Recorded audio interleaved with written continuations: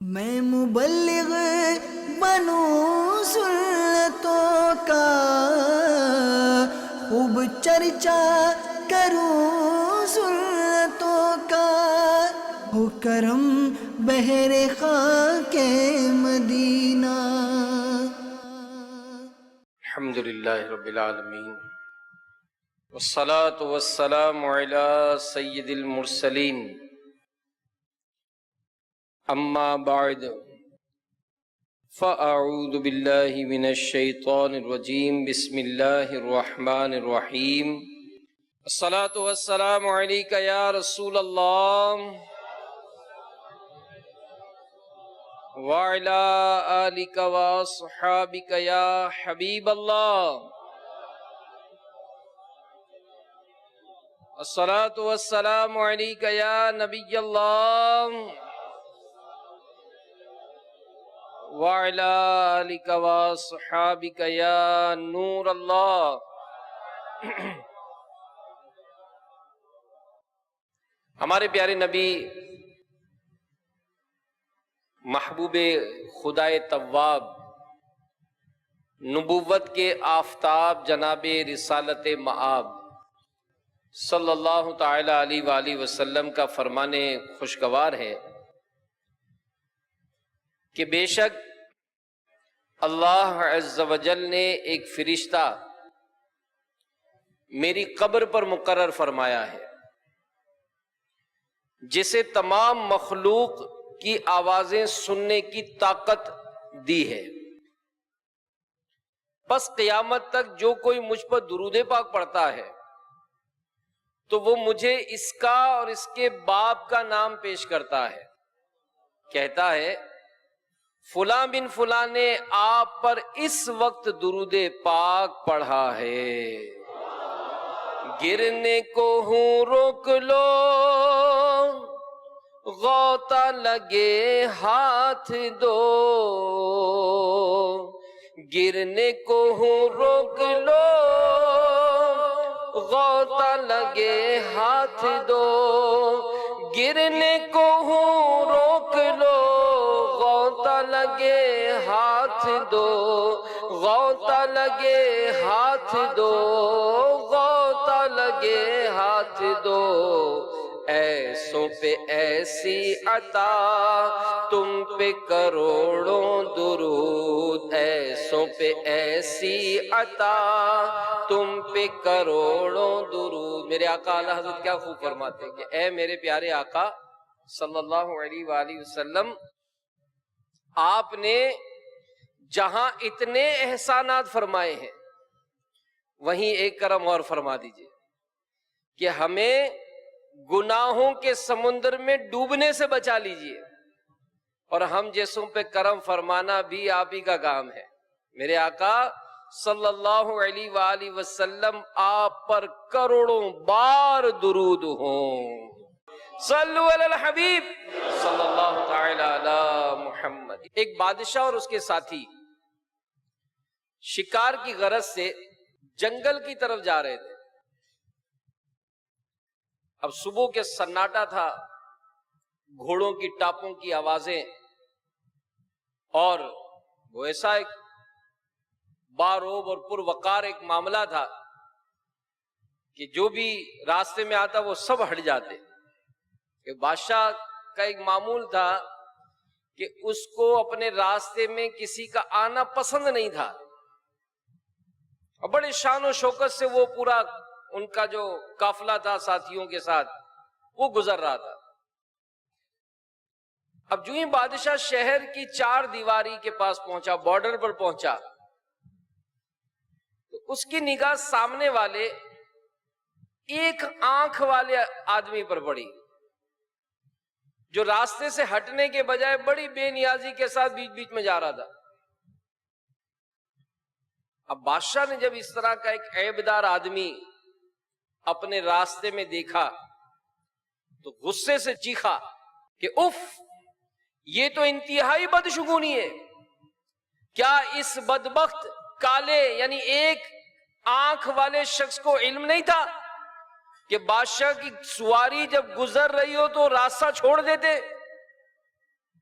لیکن اس منوس یک چشم یعنی ایک آنکھ والا نے ہمارا راستہ کاٹ کر انتہائی نحوست کا ثبوت دیا ہے۔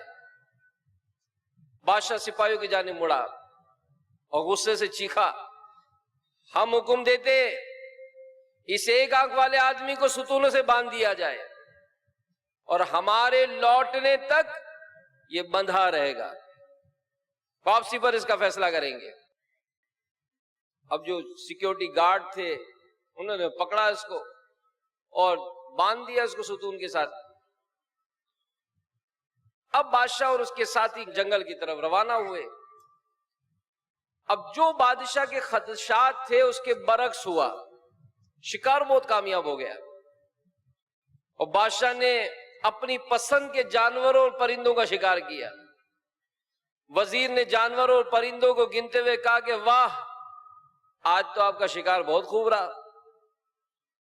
اب کیا نگاہ تھی بادشاہ سلامت، کیا نگاہ تھی، کیا نشانہ تھا آپ کا۔ اب چاروں طرف سے مبارکبادیں۔ اسی طرح تمام ساتھی بھی بادشاہ کی تعریف میں مصروف تھے۔ جب شام ہوئی اور بادشاہ شہر کے قریب پہنچا، اس شخص کو رسیوں میں جکڑا ہوا پایا۔ بادشاہ کی سواری کے ساتھ ساتھ جانوروں اور پرندوں سے بھرا چھکڑا بھی آ رہا تھا، جسے دیکھ کر بادشاہ اور اس کے ساتھی پھولے نہیں سما رہے تھے۔ اب وہ بھرا ہوا چھکڑا جس پر پرندے جانور لادے ہوئے تھے، اس شخص نے جب دیکھا تو زور سے آواز لگائی، بادشاہ سلامت، ہم دونوں میں سے کون منحوس ہے، میں ہوں یا آپ ہو؟ اب اس نے جب چیخ کر یہ کہا تو سپاہیوں نے تلوار کھینچ لی اس کے سر پر، مارنے کے تیار تھے۔ بادشاہ نے کہا کہ ٹھہرو، اور وہ شخص بلا خوف پھر مخاطب ہوا، کہیے بادشاہ سلامت، ہم میں سے کون منحوس ہے، میں ہوں یا آپ؟ میں نے آپ کو دیکھا، آج صبح میں نے آپ کو دیکھا تو سارا دن رسیوں سے بندھا ہوا ہوں، اور آپ نے مجھے دیکھا تو اتنا کامیاب شکار ہو گیا آپ کا۔ منحوس کون ہے، میں ہوں یا آپ ہو؟ تو یہ سن کر بادشاہ نادم ہوا اور اس شخص کو فوراً آزاد کر دیا اور انعام و اکرام دے کر فارغ کیا اس کو۔ تو میرے میٹھے میٹھے پیارے پیارے اسلامی بھائیوں، سنا آپ نے کہ وہمی بادشاہ نے تو ایک آنکھ والے شخص کو منحوس جان کر اسے کڑی دھوپ میں پورا دن قید رکھنے کی سزا دی، مگر پھر بھی اسے شکار میں پہلے سے کہیں زیادہ کامیابی ملی۔ تو اس حکایت سے تو ہمارے وہم کی مکمل کاٹ ہو گئی کہ کسی جانور، کسی انسان، کسی دن، کسی مہینے کو محض اپنے وہم کی بنیاد پر منحوس خیال کرنا یہ درست نہیں ہے۔ شریعت میں اس کی کوئی حقیقت نہیں۔ اور یاد رکھیے کہ جو شخص وہم کی آفت میں مبتلا ہو جاتا ہے اسے ہر چیز منحوس لگتی ہے، حتیٰ کہ وہمی شخص کم عقل لوگوں کی باتوں میں آ کر غلط فیصلے کر کے نہ صرف خود آزمائش میں مبتلا ہوتا ہے بلکہ دیگر لوگوں کے لیے بھی وبال جان بن جاتا ہے۔ کسی مسلمان کے منحوس ہونے کا خیال یہ نفرت کے وبال میں ڈال سکتا ہے۔ منحوس ہونے کا وہم یہ شیطان کا وہ ہتھیار ہے کہ جس کے سبب یہ مسلمانوں کو آپس میں دست و گریبان کراتا ہے، لڑواتا ہے، جھگڑے کرواتا ہے، آپس میں چین و سکون کی بربادی کا سبب بن جاتا ہے۔ اور یہ بات ذہن نشین اچھی طرح کر لیجئے کہ کسی شخص، کسی چیز، کسی وقت کو منحوس جاننے کا اسلام میں کوئی تصور نہیں، اور یہ محض وہمی خیالات ہوتے ہیں۔ میرے آقا اعلی حضرت امام اہل سنت مولانا شاہ امام احمد رضا خان علیہ رحمت الرحمن نے اسی نوعیت کے سوال کیا گیا۔ ایک شخص کے متعلق مشہور ہے کہ اگر صبح صبح اس منحوس کی صورت دیکھ لی جائے یا کہیں کام جاتے وقت یہ سامنے آ جائے تو ضرور کچھ نہ کچھ دقت اور پریشانی اٹھانی پڑے گی۔ چنانچہ ان لوگوں نے بارہا اس کا تجربہ بھی کیا ہے اور لوگ برابر اس کا خیال رکھتے ہیں کہ اگر کہیں جاتے ہوئے وہ ٹکرا جاتا ہے تو مکان پہ واپس آ جاتے ہیں، جاتے ہی نہیں ہے۔ اب تھوڑی دیر بعد معلوم کرتے ہیں کہ یار دیکھنا وہ منوس کھڑا تو نہیں ہے، نہیں کھڑا، پھر چلے جاتے ہیں۔ تو اب سوال یہ ہے کہ ان لوگوں کا یہ عقیدہ، یہ طرز عمل کیسا؟ کوئی قباحت شرعیہ یعنی شرعی خرابی تو نہیں؟ میرے آقا اعلی حضرت امام اہل سنت مولانا شاہ امام احمد رضا خان علیہ رحمت الرحمن نے جواب ارشاد فرمایا، شریعت میں اس کی کچھ اصل یعنی حقیقت نہیں، لوگوں کا وہم سامنے آتا ہے، اور شریعت میں حکم ہے کہ جب کوئی شگون بد گمان میں آئے تو اس پر عمل نہ کرو۔ وہ طریقہ محض ہندوانہ ہے۔ مسلمانوں کو ایسی جگہ چاہیے کہ پڑھے اللہم لا طیر الا طیرک ولا خیر الا خیرک ولا الہ غیرک، پڑھ لے، یعنی اس کا مطلب کہ اے اللہ نہیں ہے کوئی برائی مگر تیری طرف سے، اور نہیں ہے کوئی بھلائی مگر تیری طرف سے، اور تیرے سوا کوئی معبود نہیں، یہ پڑھ لے اور اپنے رب پر بھروسہ کر کے اپنے کام کو چلا جائے، ہرگز نہ رکے نہ واپس آئے۔ تو میٹھے میٹھے اسلامی بھائیوں، دین اسلام اس طرح کے وہم و خیالات کی مذمت کرتا ہے کہ جس سے کسی کی دل آزاری ہو، لہذا ہمیں اسلامی تعلیمات پر عمل کرتے ہوئے بدشگونی اور وہم سے بچنا چاہیے۔ اب شگون کس کو کہتے ہیں؟ بدشگونی تو سن رہے ہیں، شگون کہتے کس کو؟ اس کی قسمیں کتنی ہیں سنیے۔ شگون کا معنی ہے فعل لینا، یعنی کسی چیز، شخص، عمل، آواز یا وقت کو اپنے حق میں اچھا یا برا سمجھنا۔ اس کی بنیادی طور پر دو قسمیں ہیں، ایک برا شگون لینا، ایک اچھا شگون لینا۔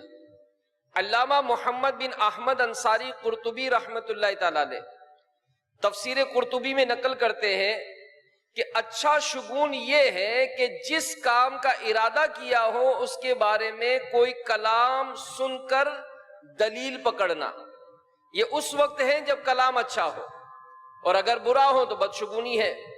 شریعت نے اس بات کا حکم دیا کہ انسان اچھا شگون لے کر خوش ہو اور اپنا کام خوشی خوشی پائے، تکمیل تک پہنچائے۔ جب برا کلام سنے تو اس کی طرف توجہ نہ دے اور نہ ہی اس کے سبب اپنے کام سے رکے۔ تو میٹھے میٹھے اسلامی بھائیوں، بدشگونی اور اچھے شگون، اس میں ڈفرنس بھی جان لیجئے۔ چنانچہ ان دونوں میں بنیادی فرق یہ ہے کہ بدشگونی لینا یہ شرعاً ممنوع ہے، منع ہے، اور اچھا شگون لینا یہ مستحب ہے۔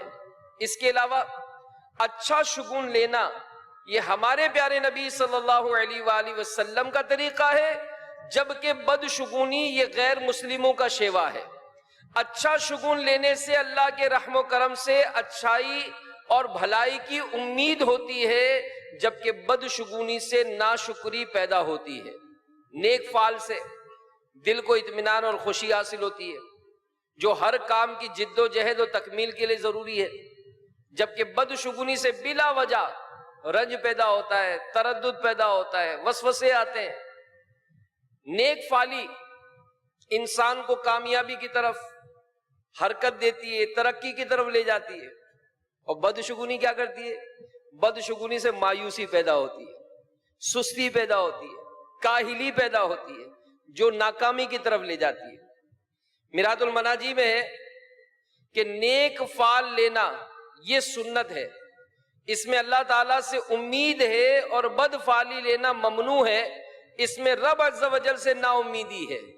تو امید اچھی ہے، نا امیدی بری ہے، ہمیشہ رب سے امید رکھو۔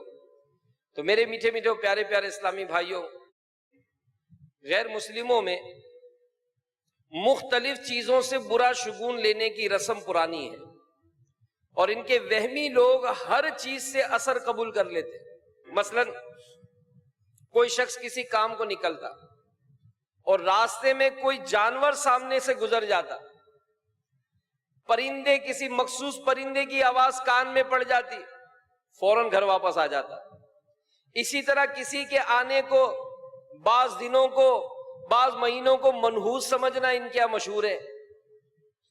اسی طرح کے تصورات اور خیالات بدقسمتی سے ہمارے معاشرے میں بھی پھیلے ہوئے ہیں۔ اسلام اس طرح کی توہم پرستی یعنی وہم کی ہرگز اجازت نہیں دیتا، اور اسلام نے جہاں دیگر فضول رسموں کو کی جڑیں ختم کی، وہیں اس بری رسم کا بھی خاتمہ کر دیا۔ تو بدشگونی کے متعلق احادیث مبارکہ سنیے۔ ہمارے پیارے آقا صلی اللہ علیہ وآلہ وسلم نے ارشاد فرمایا کہ جب تم حسد کرو تو زیادتی نہ کرو، جب تمہیں بدگمانی پیدا ہو تو اس پر یقین نہ کرو، اور جب تمہیں بدشگونی پیدا ہو تو اسے کر گزرو اور اللہ پر بھروسہ کرو۔ ایک اور ارشاد فرمایا، میری امت میں 3 چیز لازماً رہیں گی: بدفعلی، حسد اور بدگمانی۔ ایک صحابی رضی اللہ تعالیٰ عنہ نے عرض کی، یا رسول اللہ صلی اللہ علیہ وآلہ وسلم، جس شخص میں یہ 3 خصلتیں ہوں وہ اس کا علاج کس طرح کرے؟ ارشاد فرمایا، جب تم حسد کرو تو اللہ سے استغفار کرو، اور جب تم کوئی بدگمانی کرو تو اس پہ جمے نہ رہو، اور جب تم بدفعلی نکالو تو اس کام کو کر لو۔ تو الحمدللہ اس معاملے میں ہمارے بزرگان دین کا طرز عمل یہ کیسا تھا؟ کیونکہ یہ حضرات کسی مخصوص شخص، جگہ، وقت یا چیز کو اپنے لیے منحوس خیال کر کے بدشگونی لینے یا ستاروں کے زائچوں پر یقین رکھ کر وہمی لوگوں کی طرح ذہنی کشمکش میں مبتلا ہونے کے بجائے رب کی ذات پر کامل یقین رکھتے تھے، اور جس کام کا ارادہ کر لیتے اسے کر گزرتے۔ اس ضمن میں امیر المومنین مولا مشکل کشا کرم اللہ تعالی وجہہ الکریم، آپ کا بڑا واقعہ یہ کتابوں میں ملتا ہے کہ جب خارجیوں سے جنگ کے لیے سفر کا ارادہ کیا تو ایک نجومی نے وہ رکاوٹ بنا اور کہنے لگا کہ اے امیر المومنین، آپ تشریف نہ لے جائیے۔ تو حضرت علی رضی اللہ تعالیٰ نے پوچھا کہ کیوں؟ تو اس نے کہا کہ اس وقت چاند جو ہے یہ اقرب یعنی آسمانوں کے برجوں میں سے ایک برج ہے، اگر آپ اس وقت تشریف لے گئے تو آپ کو شکست ہوگی۔ تو یہ سن کر سیدنا علی کرم اللہ تعالی وجہہ الکریم نے جواب دیا کہ نبی کریم صلی اللہ علیہ وآلہ وسلم اور حضرات صدیق و عمر رضی اللہ تعالیٰ عنہما یہ نجومیوں پر اعتقاد نہیں رکھتے تھے۔ میں اللہ عز و جل پر بھروسہ کرتے ہوئے اور تمہاری بات کو جھوٹا ثابت کرنے کے لیے ضرور سفر کروں گا۔ پھر مولا علی کرم اللہ تعالی وجہ الکریم اس سفر پر روانہ ہوئے۔ اللہ عز و جل نے آپ رضی اللہ تعالیٰ عنہ کو رسول اللہ صلی اللہ علیہ وآلہ وسلم کی حیات ظاہری کے بعد سب سے زیادہ برکت اس سفر میں عطا فرمائی، حتیٰ کہ تمام دشمن مارے گئے اور امیر المومنین مولا مشکل کشا کرم اللہ تعالی وجہ الکریم فتح کے ساتھ خوشی خوشی واپس تشریف لائے۔ صلو علی الحبیب صلی اللہ تعالی علی محمد۔ اسی طرح امیر المومنین سیدنا عمر بن عبدالعزیز رضی اللہ تعالیٰ عنہ کے غلام مزاحم کا بیان ہے کہ جب ہم مدینہ طیبہ سے نکلے تو میں نے دیکھا کہ چاند جو ہے یہ دباران میں ہے۔ میں نے ان سے یہ کہنا تو مناسب نہ سمجھا، بلکہ یہ کہا کہ ذرا چاند کی طرف نظر فرمائیے، کتنا خوبصورت بیوٹیفل نظر آ رہا ہے۔ آپ رحمت اللہ تعالی علیہ نے دیکھا تو چاند دبران میں تھا۔ فرمایا شاید تم مجھے یہ بتانا چاہتے ہو کہ چاند دبران میں ہے؟ مزاحم، ہم چاند سورج کے ساتھ نہیں بلکہ اللہ عز و جل واحد و قہار کے حکم و مشیت کے ساتھ نکلتے ہیں۔ تو یہ ذہن بنائیے کہ کوئی وقت برکت والا اور عظمت و فضیلت والا تو ہو سکتا ہے، جیسے ماہ رمضان ہے، ربیع الاول شریف ہے، جمعۃ المبارک ہے، مگر کوئی مہینہ، کوئی دن یہ منحوس نہیں ہو سکتا۔ جیسا کہ مشہور مفسر قرآن حکیم الامت مفتی احمد یار خان رحمت اللہ تعالی علیہ فرماتے ہیں، اسلام میں کوئی دن، کوئی ساعت منحوس نہیں ہاں بعض دن بابرکت ہے.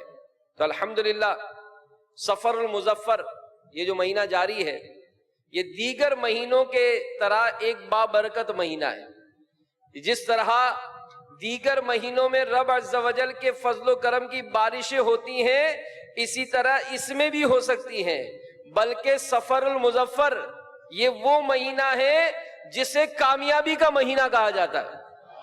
تو الحمدللہ اسی معزز مہینے میں مولا مشکل کشا سیدنا علی المرتضیٰ اور خاتون جنت سیدہ فاطمہ زہرا رضی اللہ تعالی عنہا کی شادی خانہ آبادی ہوئی. یہی سفر مظفر کا مہینہ تھا جس میں مسلمانوں کو فتح خیبر نصیب ہوئی. سیف اللہ سیدنا خالد بن ولید، سیدنا عمرو بن عاص، سیدنا عثمان بن طلحہ رضی اللہ تعالی عنہم نے سفر المظفر 8 ہجری میں بارگاہ رسالت میں حاضر ہو کر اسلام قبول کیا. اور مدائن جس میں کسرا کا محل تھا اس کی فتح 16 ہجری سفر المظفر کے مہینے میں ہوئی. یہ تو تاریخ اسلام کے واقعات، مگر افسوس کے ساتھ تو یہ کہنا پڑتا ہے کہ جیسے ہی سفر المظفر کی پربہار و بابرکت مہینے کی آمد ہوتی ہے تو نحوست کے وہمی تصورات کے شکار یہ بعض نادانوں کی جانب سے اس پاکیزہ مہینے کے متعلق غلط فہمیوں کے مشتمل پیغامات یہ جاری ہونا شروع ہو جاتے ہیں، اور اس ماہ کو انتہائی منحوس تصور کیا جاتا ہے کہ اس مہینے میں آفت و بلاؤں کا نزول ہوتا ہے، لہذا کابلی چنوں کی نیاز دلائی جاتی ہے، پھر آٹے کی گولیاں بنا بنا کر سمندر میں ڈالتے ہیں. بالخصوص اس ماہ کی آخری بدھ کو کچھ زیادہ منحوس تصور کیا جاتا ہے. تو اس مہینے میں پھیلی ہوئی غلط فہمیوں کے متعلق کچھ میں باتیں عرض کرتا ہوں، سنیے.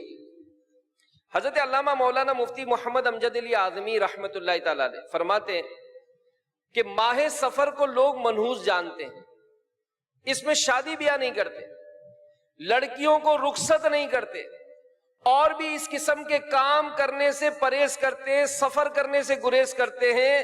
خصوصاً ماہ سفر کی ابتدائی 13 تاریخیں بہت زیادہ نحس مانی جاتی ہیں، اس کو 13 تیزی کہتے ہیں. یہ سب جہالت کی باتیں ہیں. حدیث میں فرمایا کہ سفر کوئی چیز نہیں، یعنی لوگوں کا اسے منحوس سمجھنا غلط ہے. اسی طرح ذی قعدہ کے مہینے کو بھی بہت لوگ برا جانتے ہیں اور اس کو خالی کا مہینہ کہتے ہیں، یہ بھی غلط ہے.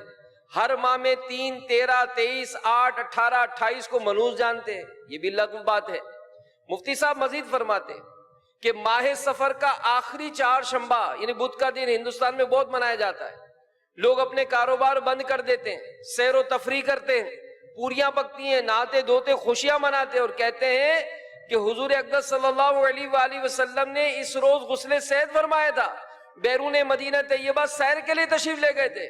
یہ سب باتیں بے اصل ہیں، بلکہ ان دنوں میں ہمارے پیارے نبی صلی اللہ علیہ وآلہ وسلم کا مرض جو تھا وہ شدت کے ساتھ تھا، اور وہ باتیں خلاف واقع جھوٹی ہیں. بعض لوگ یہ کہتے ہیں کہ اس روز بلائیں آتی ہیں، طرح طرح کی باتیں بیان کی جاتی ہیں، سب بے ثبوت ہے. بلکہ حدیث کا یہ ارشاد لا سفرا یعنی سفر کوئی چیز نہیں، ایسی تمام خرافات کو رد کرتا ہے. تو میرے میٹھے میٹھے پیارے پیارے اسلامی بھائیوں، معلوم ہوا کہ ماہ سفر المظفر سے متعلق عوام میں پھیلی ہوئی غلط فہمیوں کا حقیقت سے دور دور تک کوئی تعلق نہیں، ٹھیک ہے، بلکہ یہ محض وہمی خیالات، علم دین سے دوری کا نتیجہ ہے.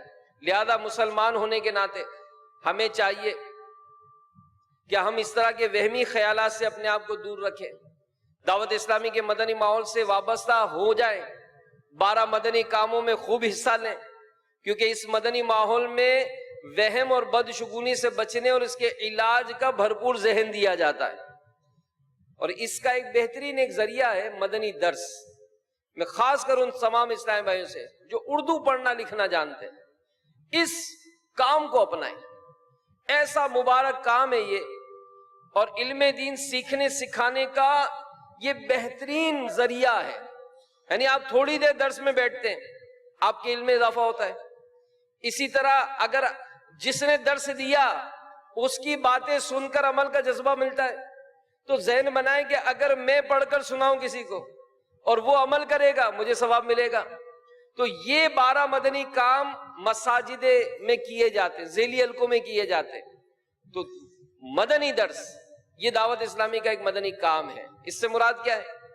اس سے مراد یہ ہے کہ شیخ طریقت امیر اہل سنت کی چند کتب و رسائل کے علاوہ آپ کی باقی تمام کتب و رسائل، بالخصوص فیضان سنت سے مسجد میں، چوک میں، بازار میں، دکان میں، دفتر میں، گھر میں درس دینے کو تنظیمی اصطلاح میں مدنی درس کہتے ہیں. بھائی گھر تو سبھی جاتے ہیں نا، تو گھر درس تو ہو ہی سکتا ہے اپنے بچوں کو بلا کر. بلکہ ایک اسلامی بھائی کا معمول پتا چلا، بہت خوشی ہوئی تھی. کہتے ہیں کہ رات کو جب دسترخوان پہ سب جمع ہوتے ہیں تو پہلے ہمارے دسترخوان پر درس ہوتا ہے، اس کے بعد ہم کھانا کھاتے ہیں. بہت اچھا لگا. یہ ایک تربیت کا بہترین ذریعہ ہے. تو اگر ہم ایسا کچھ کریں، پھر دکان پر اگر ہمیں کچھ احباب جمع ہوتے ہیں، کھانے کا بھی وقفہ ہوتا ہے، تو اس طرح سے جمع ہو کر اگر چند باتیں سنا دی جائیں، علم میں اضافہ ہوگا اور جو عمل کرے گا اس کی برکت ملے گی. مزید کیا ہوتا ہے؟ اگر مدنی درس کا موقع ملے تو مسجد میں بار بار حاضری کی سعادت ملتی ہے. مدنی درس اس کی برکت سے کثیر مطالعے کا موقع ملتا ہے. مدنی درس کی برکت سے امیر اہل سنت کے مختلف موضوعات پر مشتمل کتب و رسائل سے علم دین سے مالا مال قیمتی مدنی پھول امت مسلمہ تک پہنچائے جاتے ہیں. مدنی درس بے نمازیوں کو نمازی بنانے میں بہت معاون و مددگار ہے. مدنی درس کی برکت سے مسجد کی حاضری سے محروم رہنے والوں کو بھی نیکی کی دعوت پہنچانے کا ایک مفید ترین ذریعہ ہے. مسجد کے علاوہ چوک، بازار، دکان وغیرہ میں اگر مدنی درس ہوگا تو اس کی برکت سے دعوت اسلامی کی وہاں نیک نامی ہوگی. مدنی درس کی برکت سے امیر اہل سنت کے مختلف کتب و رسائل کا تعارف عام ہوگا، اور یہ ہونا چاہیے. ماشاءاللہ ہر موضوع پر، بھائی بچہ پیدا ہوتا ہے اس پر بھی امیر اہل سنت نے رسالہ لکھا ہے. کرنا کیا ہے؟ عقیقے کے بارے میں سوال جواب، بہترین رسالہ، اتنی معلومات ملے گی.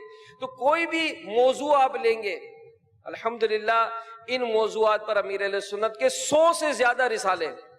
اور باقاعدہ مکتبۃ المدینہ نے تو ایک پورا باکس بنایا ہے، اس باکس کو حاصل کر لیجئے. مدنی رسائل کا کم و بیش 1100 روپے کے آس پاس کا دیا ہے. گھر میں رکھ لیں، روزانہ ایک رسالہ پڑھیں، آپ کے علم میں اتنا اضافہ ہوگا کہ شاید کثیر کتابوں کو بھی پڑھنے سے موقع نہیں ملے گا.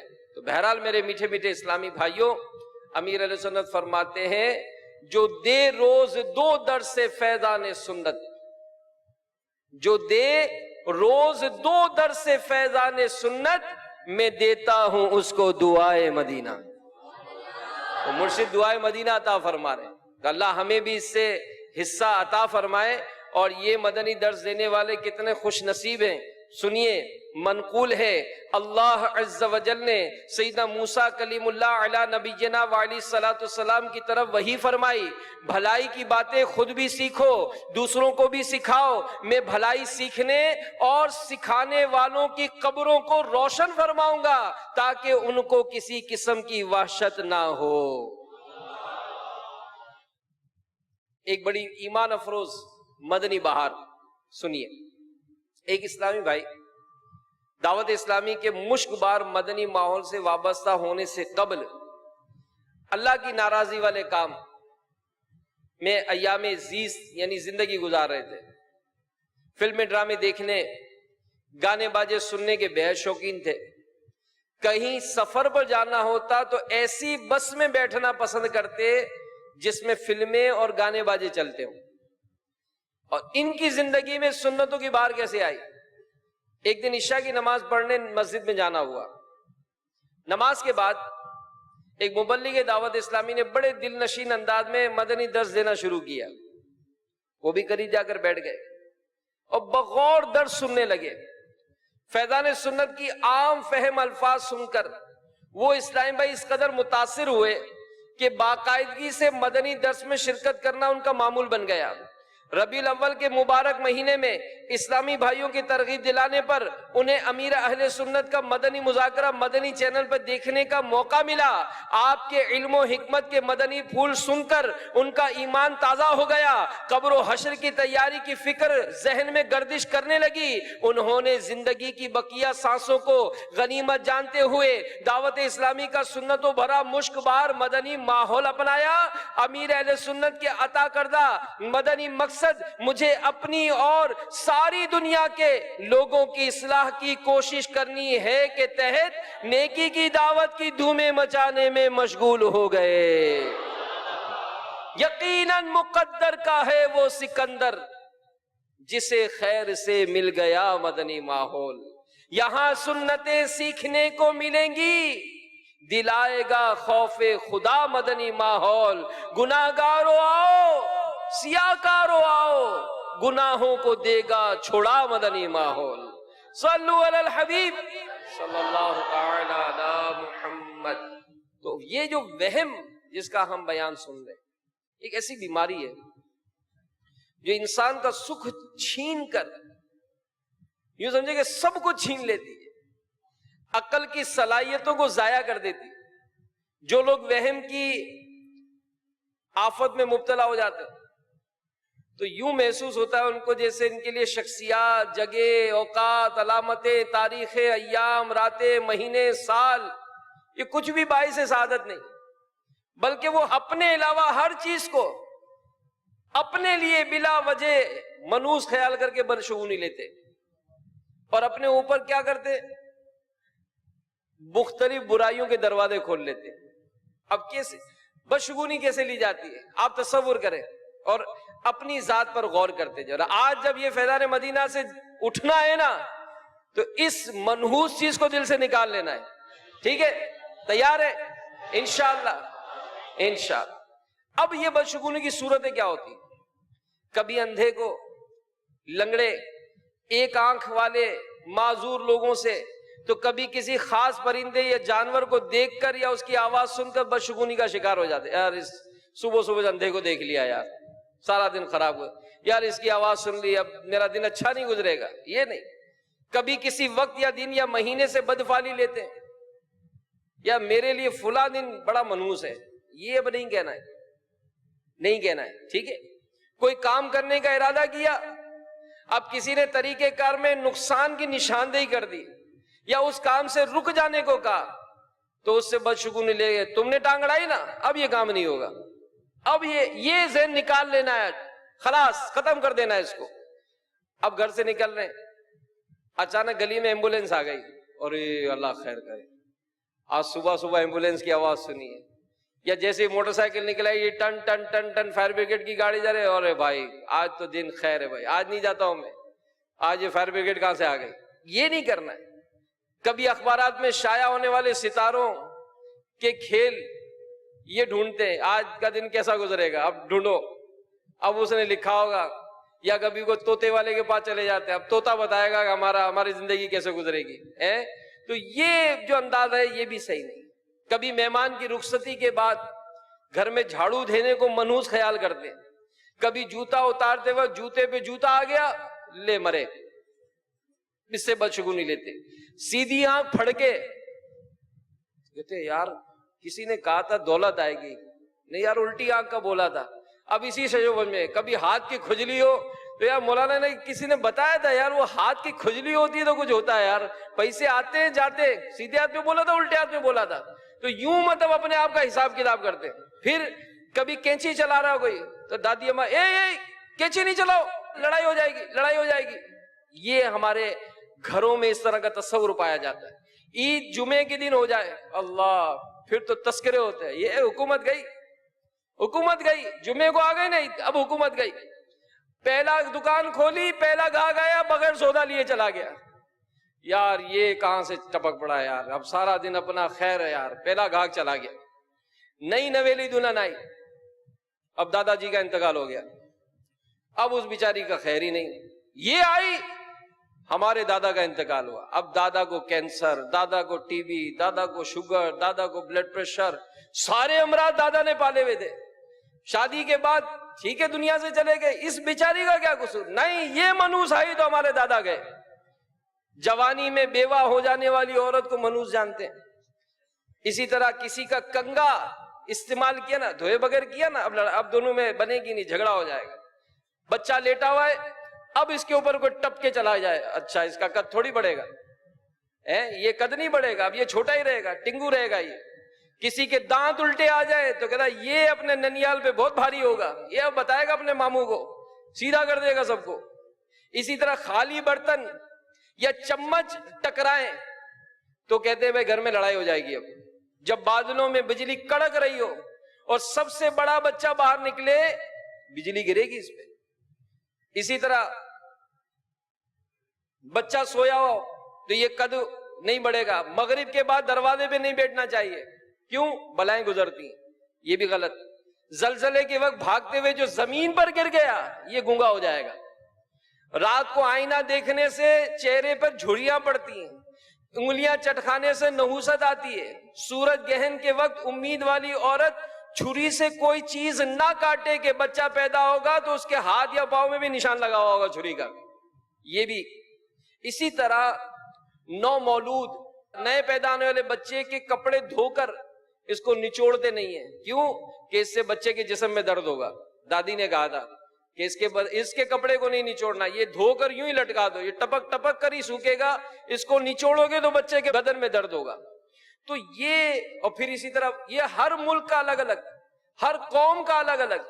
باہر ملکوں میں تو ہے کہ 13 نمبروں سے بدفعلی لیتے، بالخصوص یورپی ممالک، ان کے لیے بڑی بڑی عمارتیں بنی ہوئی ہوتی ہیں، 5 6 7 8 9 10 11 12، 13 نمبر ہی نہیں ہوتا، 14، 13 نمبر کی منزل ہی نہیں بناتے، 13 نمبر ہی نہیں لکھتے۔ تو یہ اسی طرح اسپتال میں 13 نمبر والا بستر یا کمرہ نہیں پایا جاتا، کیونکہ وہ اس نمبر کو منحوس سمجھتے۔ مغرب کی اذان ہو رہی ہے، دادی نے کہا ساری لائٹیں جلاؤ، ساری لائٹیں، پورے گھر کی لائٹیں جلاؤ ورنہ بلائیں اترتی ہے۔ تو یہ جو بیان کردہ بدشگونیوں کے علاوہ اور بھی بہت ساری قوموں میں، برادریوں میں پائی جاتی ہیں۔ تو ہم میں سے جو بھی اس طرح کی بدشگونیوں کا شکار ہے، اسے چاہیے کہ سمجھداری کا مظاہرہ کرتے ہوئے فوراً اس مرض سے پیچھا چھڑائے، کیونکہ بدشگونی کی تباہ کاریاں یہ بہت زیادہ ہیں۔ سنیے، دعوت اسلام کے اشاعتی ادارے مکتبۃ المدینہ کی ایک بڑی پیاری کتاب ہے بدشگونی۔ اگر یہ کتاب نہیں لی، اس کتاب کو حاصل کریں، اس کتاب کو پڑھیے۔ اس کتاب میں اس کی خرابیاں لکھی ہیں۔ صفحہ نمبر 20 میں ہے کہ بدشگونی کا شکار ہونے والوں کو اللہ پر اعتماد و توکل کمزور ہو جاتا ہے، اللہ کے بارے میں بدگمانی پیدا ہوتی ہے، اس کا تقدیر پر ایمان کمزور ہونے لگتا ہے، شیطانی وسوسوں کا دروازہ کھلتا ہے، بدفعلی سے آدمی کے اندر توہم پرستی، بزدلی، ڈر، خوف، پست ہمتی، تنگ دلی پیدا ہوتی ہے۔ ناکامی کی بہت سی وجوہات ہو سکتی ہیں، مثلا کام کا طریقہ درست نہ ہونا، وقت پر نہ ہونا، غلط جگہ پر کام کرنا، نہ تجربے کاری۔ لیکن بدشگونی کا عادی شخص اپنی ناکامی کا سبب بھی اسی کو قرار دیتا ہے، وہ اپنی اصلاح ہی نہیں کرتا ہے، یار چونکہ میں نے کام ہی منگل کو شروع کیا تھا اس لیے خراب ہو گیا۔ وہ یہ نہیں دیکھ رہا کہ میں اٹھائی نہیں ٹام پہ، مجھے نوکری سے نکال دیا، مجھے نوکری سے نکال دیا اس لیے کہ میں منگل کو گیا تھا نا، اس وجہ سے۔ وہ منگل کو نہیں گئے حضرت، 9 بجے بلا رہے تھے، روز 10 بجے جا رہے تھے، وہ تھوڑی آپ کو پال کے رکھے گا۔ تو یہ اپنی کمزوری نہیں دیکھ رہا، وہ اس چیز میں پڑا ہوا ہے کہ فلاں انداز ہو گیا۔ تو میرے میٹھے میٹھے اسلامی بھائیوں، اس کتاب کو حاصل کیجئے، بہت اہم کتاب ہے، بہت سارے آپ کے وسوسے دور ہوں گے، بہت معلومات، اور ہے بھی بہت دلچسپ بہت ہے، اس کو لیجئے۔ پھر اس کے حوالے سے مزید کچھ باتیں عرض کرتا ہوں کہ اس کا سبب کیا ہوتا ہے، بدشگونی کیوں پیدا ہوتی ہے۔ بدشگونی کا پہلا سبب ہے اسلامی عقائد سے لا علمی۔ اس کا علاج یہی ہے کہ بندہ تقدیر پر ان معنوں میں اعتقاد رکھے کہ ہر بھلائی برائی اللہ نے اپنے علم ازلی کے موافق مقدر فرما دیے، جیسا ہونے والا تھا، جو جیسا کرنے والا تھا، اپنے علم سے جانا وہی لکھ دیا۔ تو بدشگونی دل میں جگہ نہیں بنا سکے گی، کیونکہ جب بھی انسان کو کوئی نقصان پہنچے گا اور یہ ذہن بنا لے گا کہ میری تقدیر میں لکھا تھا نہ کہ کسی چیز کی نحوست کی وجہ سے ایسا ہوا۔ پھر بدشگونی کا دوسرا سبب اللہ پر بھروسہ کرنے کی کمی، اس کے متعلق بھی معلومات لیں۔ تیسری بات بدفعالی کی وجہ سے کام میں رک جانا، اور اس کا علاج بتایا کہ کبھی ایسی بدشگونی ہو کام کرے۔ چوتھا اس کی ہلاکت خزیوں اور نقصانات سے بے خبری، کہ بندہ جب کسی چیز کے نقصان سے خبر ہی نہیں ہے اس کو کیسے رکے گا؟ تو احادیث میں ممانعت ہے اس کی۔ پانچویں بات روز مرہ کے معاملات میں وظائف کا شامل نہ ہونا، اس کا علاج اعلیٰ حضرت نے بھی لکھے، اور امیر اہل سنت کے جو مرید ہیں، جو تعلق رکھتے ہیں، طالب ہوئے ہیں، امیر اہل سنت کا شجرہ ہے، اس کو حاصل کیجئے، اوراد و وظائف پڑھنے کے معمول بنائیے، اور کچھ اعلیٰ حضرت نے بھی اس کے وظائف لکھے۔ پھر اسی طرح بدشگونی کا چھٹا سبب نیک شگون اختیار نہ کرنا، یا نیک شگون اختیار کرنے میں توجہ نہ دینا، اور اس کی بنیادی معلومات کا نہ ہونا بھی ہے۔ تو یہ کتاب میں اس کی بڑی اچھے انداز سے اس کی تفصیل لکھی ہے۔ تو آج ہم نے وہم اور بدگمانی کے حوالے سے جو بیان سننے کی سعادت حاصل کی، اس سے ہمیں چند مدنی پھول یہ ملے کہ کسی شخص، چیز، مہینے، سال، وقت یا تاریخ کو منحوس جاننے کا اسلام میں کوئی تصور نہیں۔ بدشگونی لینا شیطانی کام، اچھا شگون لینا یہ مستحب کام ہے۔ بدشگونی یہ عالمی بیماری ہے۔ ماہ سفر یا اس کے آخری بدھ کو منحوس جاننا، ستاروں کے اثرات پر یقین رکھنا، یہ نجومیوں کے پاس جانا، یہ خلاف شرع ہے۔ اور بزرگان دین ستاروں کی تاثیر کے بالکل قائل نہ تھے۔ اللہ عز و جل ہمیں وہم و بدشگونی کی آفت سے محفوظ فرمائے، آمین بجاہ النبی الامین صلی اللہ علیہ وسلم۔ میں مبلغ بنوں سنتوں کا، خوب چرچا کروں سنتوں کا، ہو کرم بہر خاک مدینہ۔